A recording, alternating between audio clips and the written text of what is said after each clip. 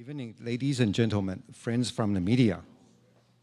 Welcome to the press conference for the bipartisan U.S. congressional delegation led by Congresswoman Lisa McClain, Secretary of the House Republican Conference.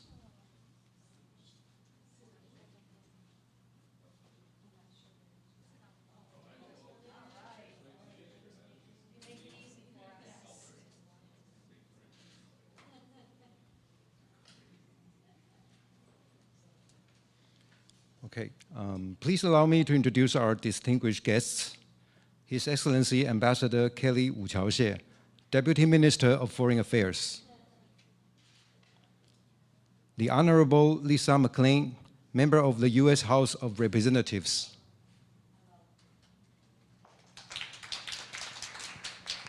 The Honorable Dan Kildee, Member of the U.S. House of Representatives.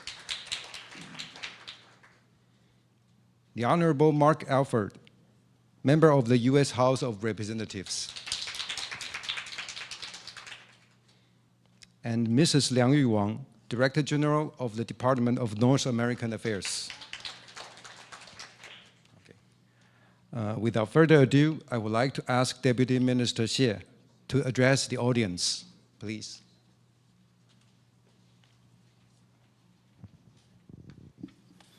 Well, good evening.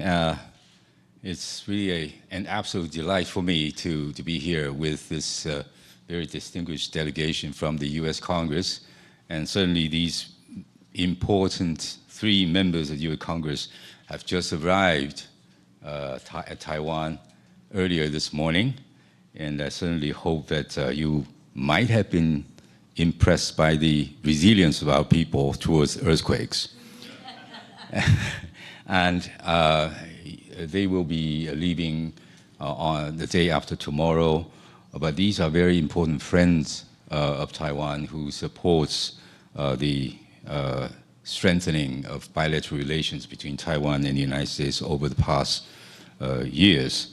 And Congresswoman McClain sits on the House Armed Services Committee, among other committees. Congressman Kildee sits on the Appropriations Committee, which is very, very important. Don't be cheated or fooled by the name of the committee. And Congressman Alford also sits on the Armed Services Committee.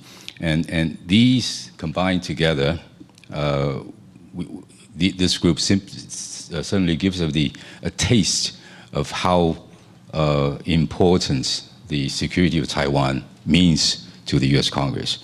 By the way, they are all also members of the famous and influential U.S. Congressional Taiwan Caucus. And all in all, in terms of their visit here, in terms of timing, I would say it couldn't be more perfect. We just had our general elections. We have a new parliament, new legislative yuan. And also our new government is in the shaping. And also this year marks the 45th anniversary of Taiwan Relations Act. So altogether, I think they are here not only to demonstrate their long-standing support of Taiwan and our relations with the United States, but also they would like to further understand the foreign and defense policies of Taiwan, the current economic situation here, and also our strategies being faced with all the challenges globally. And most important of all, among other things, is the current situation in Taiwan Strait and in the region.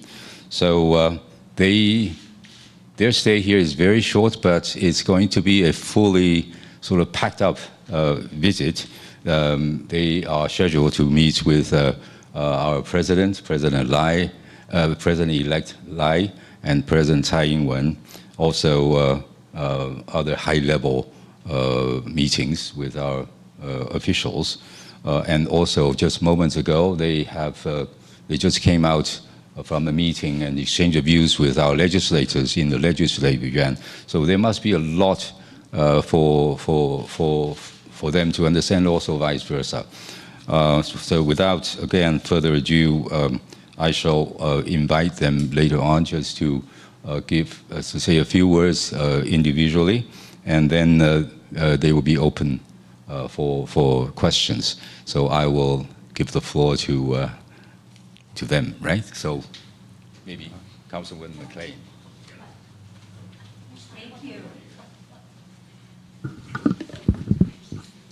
Can you see me over this stand? Well, thank you all for being here. I am honored to be here on this historic visit to this beautiful nation of Taiwan. And I'm honored also to be here on a bipartisan delegation with my colleagues. As a staunch advocate for freedom, democracy, and the rule of law, I'm deeply moved by the resilience and the determination of the Taiwanese people in the face of constant challenges. Taiwan is not just a strategic partner, it's a beacon of hope in a region where the values we cherish are often under threat. The people of Taiwan have built a vibrant democracy, a thriving economy, and a society that celebrates diversity and innovation. Their success stands as testament to the power of freedom and the indomitable human spirit. But make no mistake, Taiwan's importance extends far beyond its shores. It's a linchpin of stability and prosperity in the Indo-Pacific region. As the Chinese Communist Party seeks to assert its dominance and expand its influence, Taiwan serves as a bulwark against authoritarianism and aggression. By standing with Taiwan, we send a clear message to Beijing and to the world. The United States will not waver in our commitment to defend freedom and uphold the principles of democracy. Our partnership with Taiwan is not just a matter of shared values, it's a strategic imperative. It's strategic and imperative, from trade and investments to security cooperation. Our relationship with Taiwan is built on a foundation of mutual respect and mutual benefit. Together, we confront common challenges and seize shared opportunities, ensuring a brighter future for both nations and the entire region. As we continue to deepen our ties with Taiwan, let us reaffirm our unwavering support for its security, prosperity, and democracy. Let us stand together as allies and friends, united in our determination to preserve peace and safeguard freedom for generations to come. I want to thank the Deputy Minister of Foreign Affairs for this incredible opportunity to visit and tour their country. I'm honored to have spoken to so many prominent Taiwanese officials that are shaping the future and fighting for freedom. Thank you, and I will turn it over to my colleague. Thank you. I'm Dan Kildee, also from Michigan. Thank you, Deputy Minister, for welcoming us and allowing us to join you in this bipartisan delegation. It's an honor to visit Taiwan. This is my very first time, like the rest of us, my very first time here. And I want to convey, first of all, my congratulations to the people of Taiwan on another successful democratic election. The United States and Taiwan are close friends and close partners. We share the same democratic values, close people-to-people ties, and deep economic and trading links. Our bipartisan congressional delegation looks forward to finding ways that we can strengthen this already strong relationship, as well as the bonds between the American and Taiwanese people. As the Deputy Minister referenced, this year is an important year.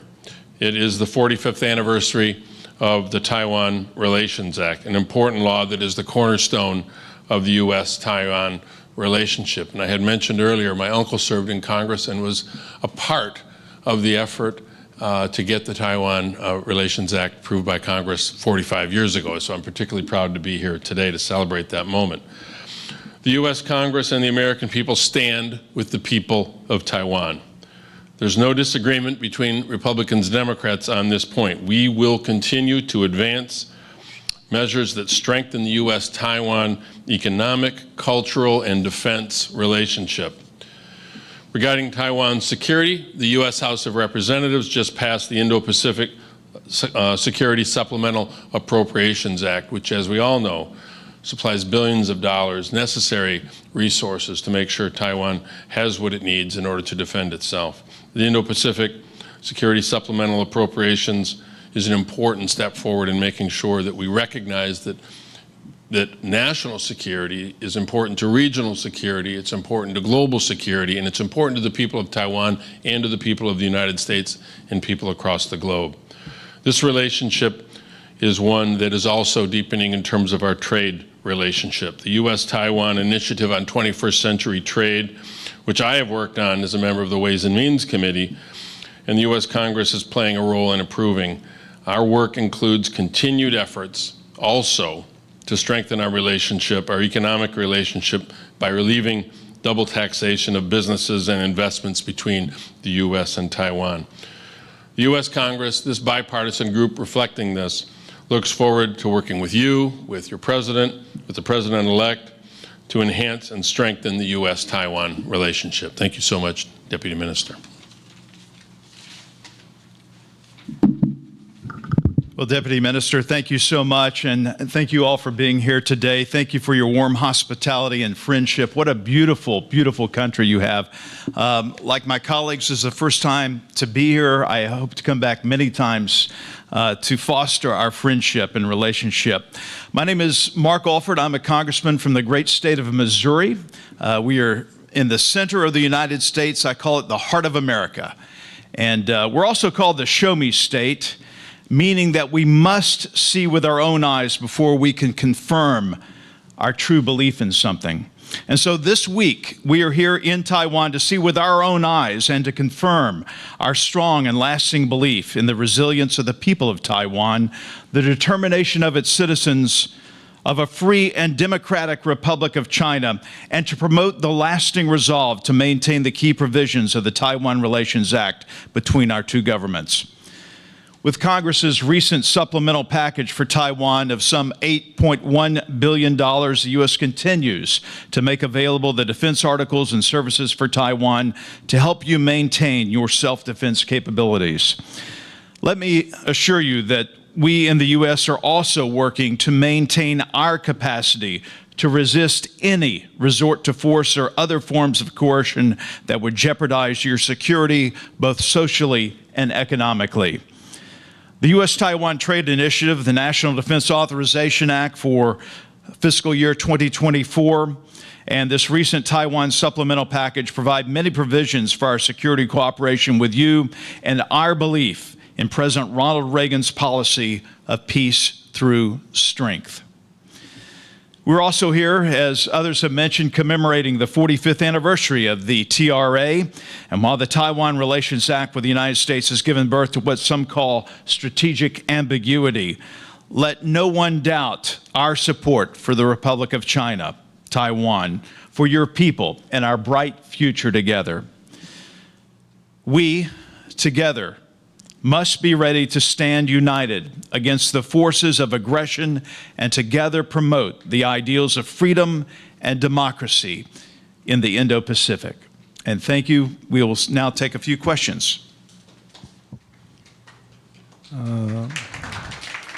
Thank you, representatives, for your inspiring and encouraging remarks.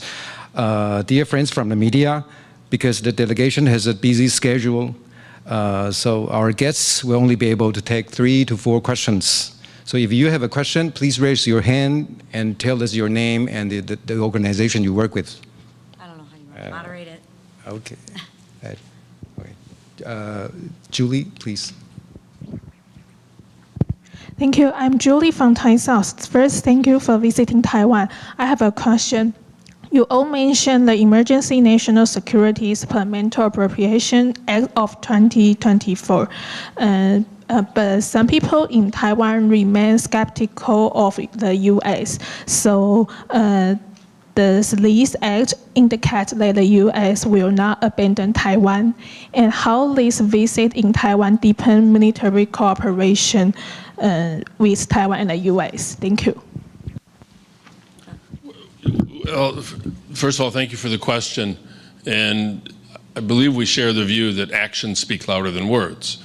We stand with the people of Taiwan. We have said that many, many times, but the actions that we are taking, the security supplemental is a tangible demonstration that when it comes to the need that Taiwan has to defend itself against any aggression, the United States will be there. Secondly, it's important that we support the economic future of Taiwan as well. In the 21st Century Trading Partnership, the relationship that we are trying to enhance also strengthens Taiwan. There's a connection between the economic strength of Taiwan and the national security strength of Taiwan, and we're acting on both fronts. Can I just add one thing?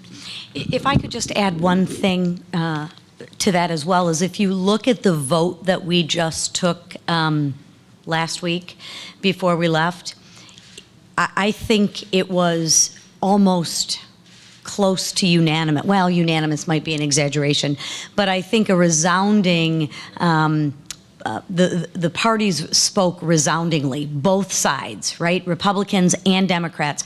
I believe it passed with maybe only 30 no votes, which I think speaks volumes to how we view our relationship with Taiwan.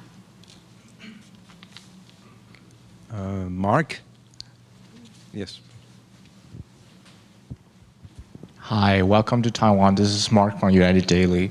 There's a growing concern in Taiwan of whether or not our military purchase from the U.S. will be delivered on time, with 2024 the Emergency National Security Supplemental Appropriation Act being likely passed in the future, which includes fundings that contribute to reinforcing Taiwan's security. Do you think the delivery will speed up afterwards? Secondly, with the crisis in Middle East escalating, do you think it has impacted the support of Biden administration among the U.S. public? Thank you. Do you want to answer the delivery? Ms. McClain and I both sit on the Armed Services Committee, and I think we're both a little disturbed about the slow roll of the armaments to Taiwan. I think it would show our commitment in a stronger fashion had those come out sooner and on a more regular basis. I think we are committed to putting pressure on the powers that be in whatever form that might take to ensure that Taiwan gets the armaments and aid that we have authorized and appropriated through Congress. And what was the second part of your question?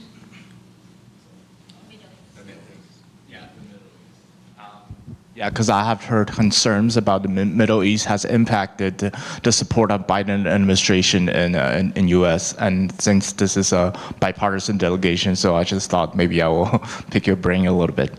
Thank you. Well, we may all have some comment.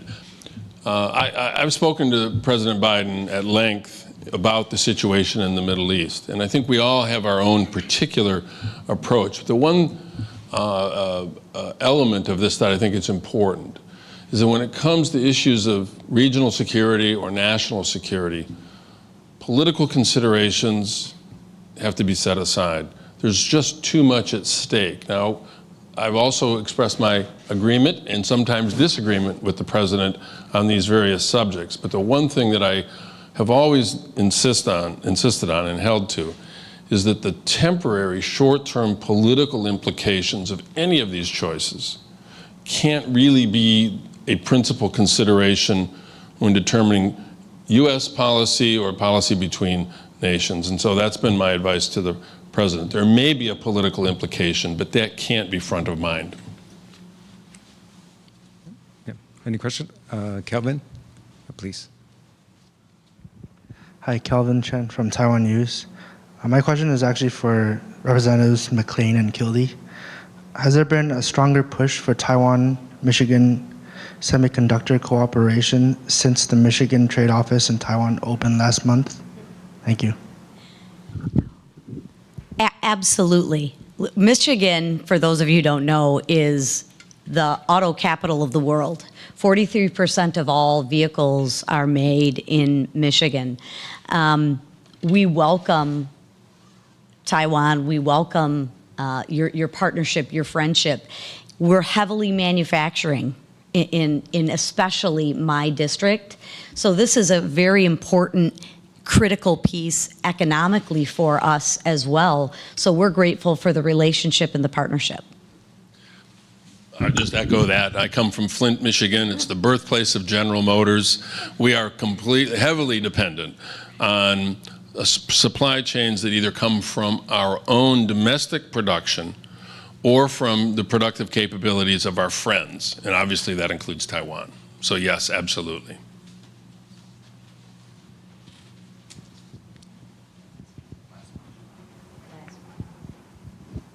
This is Meng Li from VOA. Secretary of State Anthony Blinken will arrive China tomorrow. So what achievements do you expect from his trip? Let me take a stab at this. My hope would be that he talks about the importance of peace. China is not our friend economically, educationally, and militarily. We need to make sure that we stand strong as a leader, not only for us, but for the free world and for democracy. And my hope is that he talks about the power of democracy and the power of peace, because stronger together, the more we have peace, the more we can grow economically. And I believe in a saying, it is our economic systems that give us our social programs. So economics is important, but you have to do that with peace.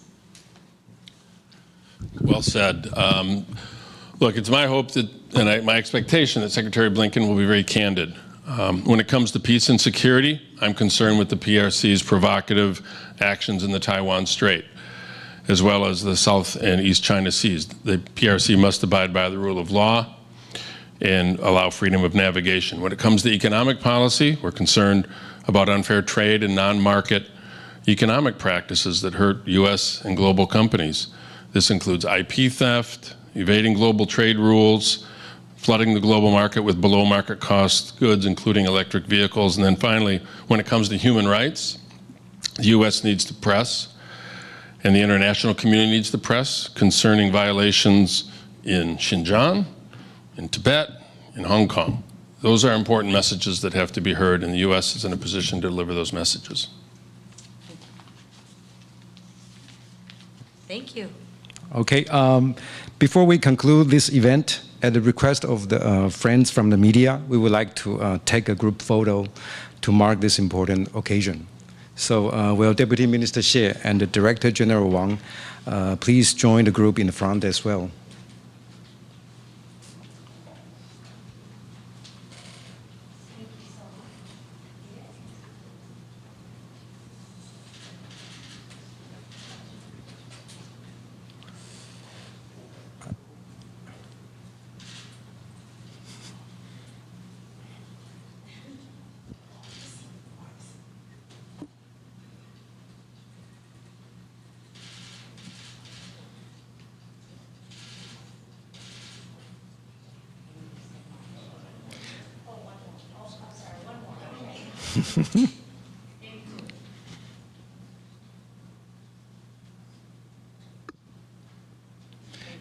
Yeah, once again, we want to extend appreciation to the bipartisan U.S. congressional delegation for traveling from far away to be here with us today.